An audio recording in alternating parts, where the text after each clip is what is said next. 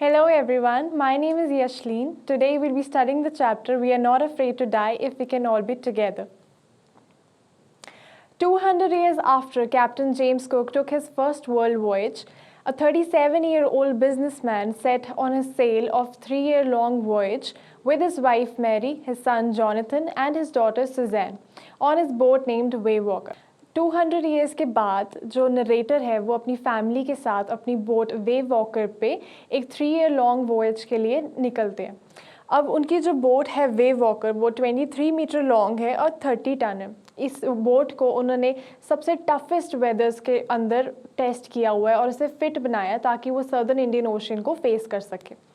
Now first they sail down the west coast of Africa to Cape Town.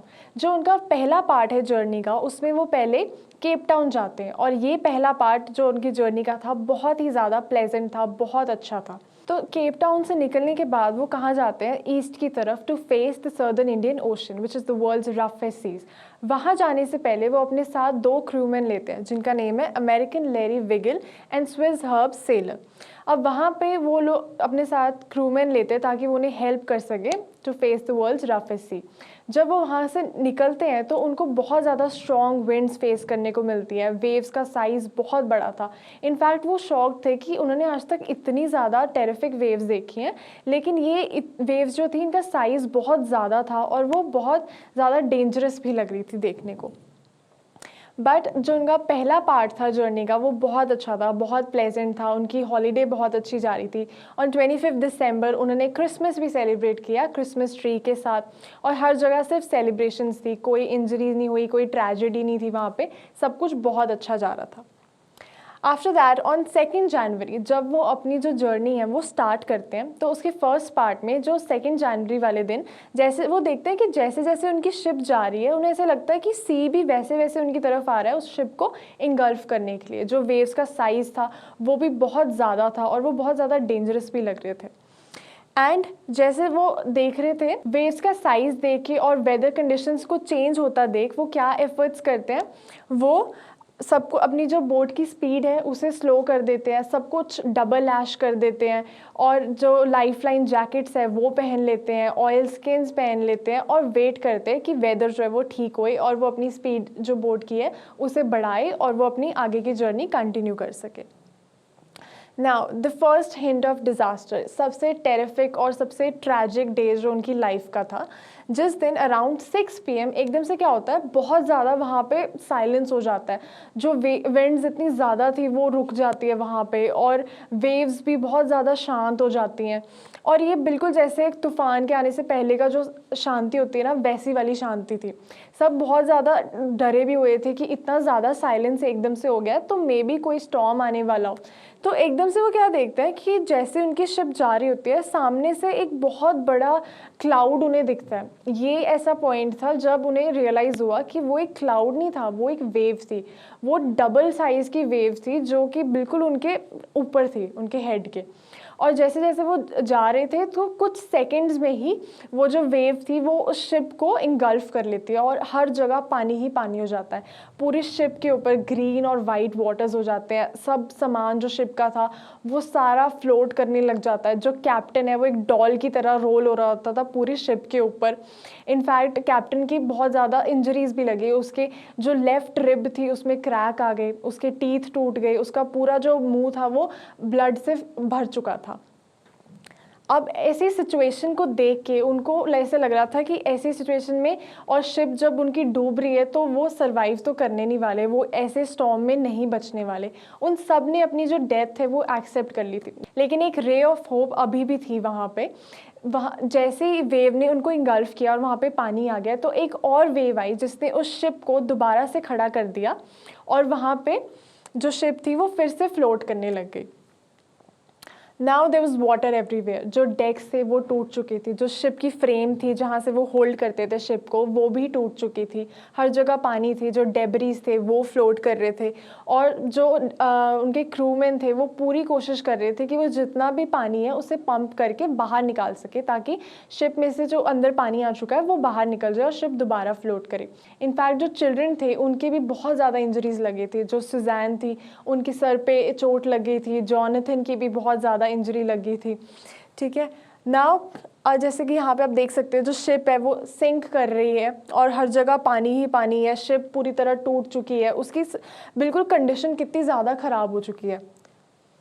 On this day they face a lot of problems. उनके जो hand pumps है वो block हो चुके हैं, जो उनका इलेक्ट्रिक पंप है वो शॉर्ट सर्किट हो चुका है, पूरी शिप पे डेब्रीज फ्लोट कर रही थी। उन्होंने मेडे कॉल्स ट्राई किया लेकिन इतना रिमोट एरिया था वहाँ पे कि कोई रिस्पॉन्स भी नहीं आ रहा था, कोई उनकी हेल्प करने के लिए वहाँ पे नहीं था। और स्यू जो थी उसके भी बहुत ज़्यादा इंजरी हो चुकी थी, उसके हेड पे स्वेलिंग हो चुकी थी, लेकिन इस सब में स्यू जो थी वो अपने फादर को नहीं परेशान करना चाहती थी। उसे दिख रहा था कि मेरे जो फादर है वो ऑलरेडी कितनी ज़्यादा एफर्ट्स कर रहे हैं हमारी लाइफ सेव करने में, और इस बीच में मैं उनको अपनी छोटी प्रॉब्लम्स जो है उसको बताकर मैं उन्हें और ज़्यादा परेशान नहीं कर सकती। नाउ ऑन जनवरी 3 जो वाटर लेवल है वो अंडर कंट्रोल हो जाता है। जो वो देखते हैं कि उनकी जो शिप की कंडीशन है वो बहुत ज़्यादा ख़राब हो जाती है, उसकी फ्रेम्स टूट चुके हैं, उसका डेक टूट चुका है। ज़्यादा से ज़्यादा जो उनकी शिप है वो उन्हें 15 आवर्स तक ही रख सकती है, उसके बाद वो सिंक हो जाएगी। तो उनका जो मेन कंपस है वो गुम हो चुका है। सारी कैलकुलेशंस करने के बाद उन्हें पता चलता है कि हमारे पास जो है, सारी कैलकुलेशंस करने के बाद उन्हें रियलाइज़ होता है कि उनके आसपास सिर्फ 2 आइलैंड है, एक ऑस्ट्रेलिया और दूसरा एम्स्टर्डम। ऑस्ट्रेलिया तक जाने की उनकी कंडीशन शिप की बिल्कुल भी नहीं थी। सो उनके दिल में सिर्फ एक होप थी कि मे बी हम एम्स्टर्डम तक पहुंच जाए अगर सब कुछ ठीक रहे, शाम तक सारा वेदर ठीक रहे और 5 o'clock तक सारा वेदर जो है वो बिल्कुल वैसे ही रहे। ऑन जनवरी 4 दे सी कि उनकी जो शिप की कंडीशन है बहुत ज़्यादा ख़राब हो चुकी है और वो सेल आगे नहीं कर सकते। So there was a shortage of food और मैरी को किसी तरीके से कॉर्न बीफ और क्रैकर बिस्किट्स मिल जाते हैं। 2 दिन के बाद उनको खाना मिलता है और वो भी क्या मिलता है, बिस्किट्स। तो आप सोच सकते हैं कि कितनी बुरी कंडीशन उनकी शिप की होएगी और उनकी होएगी, फिजिकली मेंटली वो कितनी ज़्यादा प्रॉब्लम्स फेस कर रहे थे उस टाइम पे। नाउ ऑन जनवरी 5 जब सारी कंडीशंस नॉर्मल हो जाते हैं तो जो हमारे नरेटर है वो जॉन के रूम में जाते हैं और उनसे पूछते हैं कि अब उनकी तबीयत कैसी है और उनको थोड़ा कंफर्टेबल कराने की कोशिश करते हैं। जब वहाँ पे वो पहुँचते हैं तो जॉन उनसे पूछता है, जॉनथन, कि daddy are we going to die. और इससे पहले जो नरेटर है वो कोई रिप्लाई दे सके वो उनको बोलते हैं कि we are not afraid to die if we can all be together. अगर मॉम, सिस्टर और आप और मैं साथ है तो हमें मरने से डर नहीं लगता। ये सुन के जो फादर है वो और ज़्यादा बुरा फील करते हैं और वो बिना कुछ कहे वहाँ से बाहर चले जाते हैं और वो पूरी कोशिश करते हैं कि उस दिन वो जैसे भी करके जितना भी वाटर है उसे बाहर निकाल सके और वो किसी तरीके से आइलैंड तक पहुँच सके। ऑन जनवरी 6 वो देखते हैं कि जो स्टॉर्म है उसमें से वेव वॉकर बाहर जा चुकी थी और सारे वेदर कंडीशंस नॉर्मल हो चुके थे। अब जो उनकी बेटी है सुजैन वो एक कार्ड लेके आती है जिसमें उसने बहुत ज़्यादा फ़नी क्रिएचर्स बना रखे होते हैं। बच्चे पूरी कोशिश करते हैं कि वो अपने फादर को किसी तरह से चेयर अप कर सके। इतनी ट्रैजिक सिचुएशन में पूरी फैमिली बहुत ज़्यादा टायर्ड हो चुकी थी और वो सारे सो जाते हैं रात को। सुबह जब वो उठते हैं तो जो बच्चे हैं वो अपने फादर के पास आते हैं और बोलते हैं, daddy you are the best daddy in the world. ये सुन के जो हमारे नरेटर है वो कहते हैं कि how can you say that I am the best daddy in the world. मैंने तो ना ही शिप को सिंक होने से बचाया, ना ही मैं कोई एफर्ट्स कर पाया आप सबको बचाने के लिए, इतनी इंजरीज भी हुए। तो वो कहते हैं कि डैडी आप एक बार बाहर निकल के देखो तो सही, हम आइलैंड पहुँच चुके हैं। तो जैसे ही ऑथर वहाँ पर जाते हैं और वो देखते हैं बाहर तो उनके सामने एक आइलैंड होता है। वो टाइम उनका सबसे बेस्ट पार्ट होता है और इतना खुश होते हैं वो सारे कि उनके सामने सबसे दुनिया का सबसे सुंदर आइलैंड था। नो मैटर वो आइलैंड की फिजिकली देखने में सिर्फ एक वॉल्केनिक रॉक था, लेकिन उस टाइम उतनी बुरी सिचुएशन में वो उनके लिए दुनिया का सबसे बेस्ट आइलैंड था जो कि एम्स्टर्डम आइलैंड था। इतनी बुरी कंडीशंस के बाद भी वो एक आइलैंड पे पहुंच जाते हैं और जितने भी 28 इनहेबिटेंट्स होते हैं वो सारे चेयर अप करते हैं और वो बहुत खुश हो जाते हैं।